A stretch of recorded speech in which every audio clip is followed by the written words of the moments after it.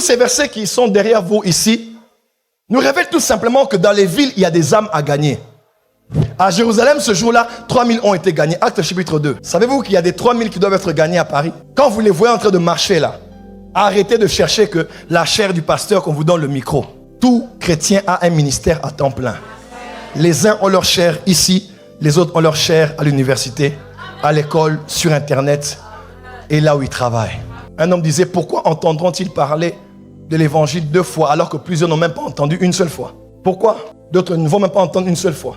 On doit seulement être ici pour se prêcher à nous la parole, et pourtant d'autres n'ont même pas eu l'opportunité, là où tu habites, d'entendre parler de Jésus. Nous sommes ici non pas pour avoir seulement l'argent ou pour réussir la vie, bien que c'est une bonne chose, mais pour gagner les âmes.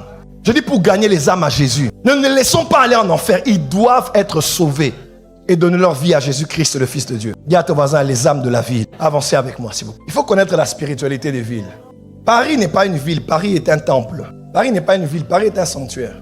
Babylone lui-même est l'un des pères. Ce n'est même pas un homme qui a travaillé le temple de Salomon qui est à la base d'une des grandes loges que nous avons ici. C'est Nimrod, le grand urbaniste, le grand architecte, le grand constructeur, le grand bâtisseur, le grand maçon, plus tard déporté en Égypte, jusqu'à l'époque du temple de Salomon. Certains disent que c'est un d'entre ceux qui travaillaient là, qui est à la base de certaines loges ici.